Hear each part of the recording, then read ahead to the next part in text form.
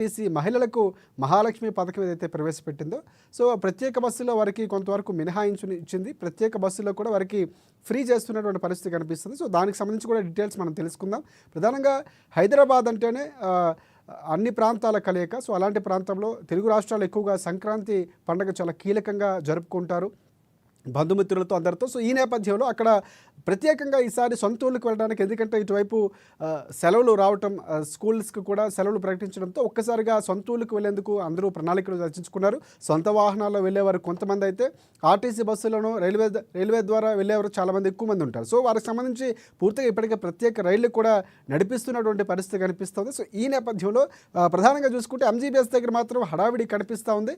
So ఇటువైపు తెలంగాణలో కొన్ని ప్రాంతాలతో పాటుగా ఈసారి కాచిగూడ రైల్వే స్టేషన్ సంబంధించి కూడా పూర్తిగా అక్కడి నుంచి ప్రత్యేకంగా చెర్లపల్లి నుంచి ఈసారి కొన్ని ట్రైన్స్ను ప్రారంభించారు. ఇటువైపు శ్రీకాకుళం, తిరుపతి, కాకినాడ ఈ ఏరియాలకు సంబంధించి ఎక్కువగా బస్సులు నడుపుతున్నటువంటి పరిస్థితి. సో మరిన్ని అప్డేట్స్ తెలుసుకుందాం. మా ప్రతినిధి రాంబాబు మనకి అందుబాటులో ఉన్నారు. హైదరాబాద్కు సంబంధించి బస్సులు ప్రయాణికులు ఎక్కడి నుంచి ఎక్కడికి వెళ్ళబోతున్నారు ఎక్కువగా, సో ఏర్పాట్లు ప్రభుత్వం ఏం చేసింది, సో ఆర్టీసీ కానీ రైల్వే కానీ అన్ని అంశాలు కూడా తెలుసుకుందాం.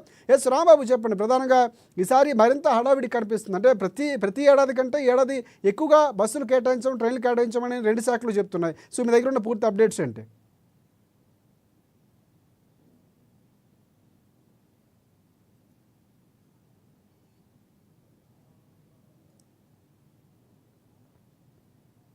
శనివారం ఆదివారం కూడా కలిసి రావడంతో ఇటు ఉద్యోగులు కూడా సెలవులు లభించిన నేపథ్యంలో పట్టణాల నుండి మొత్తం కూడా పల్లెలకు తరలివేరుతున్నటువంటి పరిస్థితి. సంక్రాంతి నేపథ్యంలో గతంలో ఎన్నడూ లేని విధంగా ఈసారి మాత్రం భారీ ఎత్తున ప్రజలు పట్టణాల నుండి పల్లెలకు తరలి వెళ్తా ఉన్నారు. ఇప్పటికే ఇటు 6432 బస్సులను ఇటు తెలంగాణ ఆర్టీసీ కూడా ఏర్పాటు చేసింది. వీటిలో 1600 ప్రత్యేక బస్సులను తెలంగాణకు, 300 ప్రత్యేక బస్సులను ఏపీకి కూడా పంపిస్తున్నా కానీ ఇప్పటికి కూడా బస్సులు ఇంకా సరిపోయేటువంటి పరిస్థితి ఏమాత్రం కూడా కనపడడం లేదు.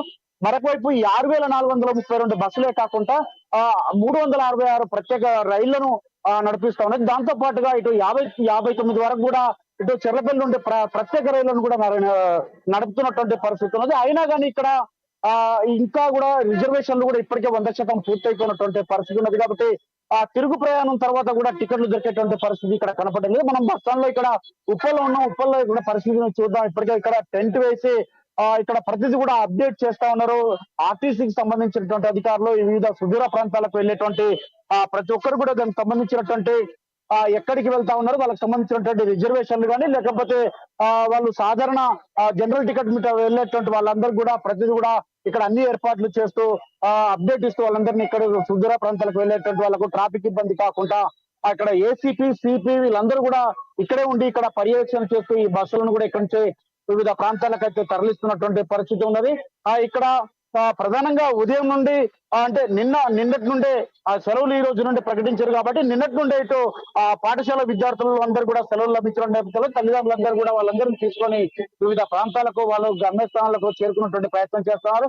కొంతమంది సొంత వాహనంలో వెళ్తున్నారు, మరికొంతమంది రిజర్వేషన్ చేసుకుంటే రిజర్వేషన్లో, లేకపోతే సాధారణ టికెట్ల ద్వారా వెళ్లే వాళ్ళు జనరల్ బస్సులలో కూడా వెళ్తున్నటువంటి పరిస్థితి. కానీ కొంత టికెట్ రేట్లు మాత్రం అంటే సవరించుకోవడానికి 2003లోనే 16 జీవో ప్రకారము టికెట్లను ప్రత్యేక బస్సులను కానీ లేకపోతే ఈ ప్రత్యేక సందర్భాల్లో పండుగలకు కానీ పెంచుకున్నటువంటి వెసులుబాటు ఉంది. కాబట్టి ఈ నేపథ్యంలోనే ప్రత్యేక బస్సులకు మాత్రమే కొంత 25 నుండి 50% పెంచి ఈ యొక్క ప్రత్యేక బస్సులకు అయితే టికెట్లు పెంచడం జరిగింది. మరొక వైపు రిజర్వేషన్లు వెళ్దామన్నా కానీ ఇక్కడ ముందస్తుగా రిజర్వేషన్లు కూడా అయిపోయినటువంటి పరిస్థితి. ఇప్పటికే బస్ స్టాండ్ లో మనం ఇక్కడ ప్రజలను చూస్తా ఉన్నాం. వివిధ గమ్యస్థానాలకు వెళ్లే వాళ్ళు మనతో మాట్లాడేందుకు ఇక్కడ ప్రయాణికులు ఉన్నారు. సార్ చెప్పండి, మీరు ఎక్కడికి వెళ్తా ఉన్నారు, ఎక్కడి నుండి ఎక్కడికి వెళ్తా ఉన్నారు, అసలు టికెట్ రేట్లు లేదు?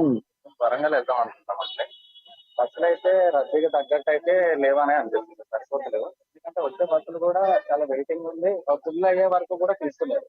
అంటే వచ్చే బస్సులు ఆగిపోతున్నాయి తప్ప వీటి వల్ల అవి కూడా ముందుకు కదులుతలేవు. అవి ఫుల్ అయినవి కూడా తీసుకోలేము, దానివల్ల వచ్చే ట్రాఫిక్ కూడా ఆగిపోతుంది. కానీ ఇప్పుడు మేము గరుడ బస్సు వద్దాం అనుకుంటాం, గరుడ కానీ అవి కూడా దానికి తగ్గట్టు అయితే లేవు ఏర్పాట్లు. అంటే మీరు ప్రత్యేక బస్సుకి ఏమన్నా రిజర్వేషన్ చేసుకున్నారా? రిజర్వేషన్ ఏం చేసుకోలేదు. వరంగల్ కి మనం కామన్ వెళ్తాం కాబట్టి రిజర్వేషన్ ఏం అవసరం లేదు, ఇక్కడే కాబట్టి కాకపోతే బస్సులో అయితే అంత సఫిషియెంట్ అయితే లేవు అండి. అంటే బస్సులు వేసినాం అన్నారు కానీ మరి ఏడ కనిపిస్తలేవు. అంటే ఇప్పుడు ప్రత్యేక బస్సులకు కానీ లేకపోతే గరుడ కానీ సూపర్ లగ్జరీ కానీ మీరు ఏమన్నా రేట్లు పెంచారేమన్నా? అంటే మనకి ఇంకా తెలియదు, చూడాలి మరి కొత్తగా ఇట్లా పెంచారో లేదా, పండగ సీజన్ కదా పెంచే ఉంటారు పక్క.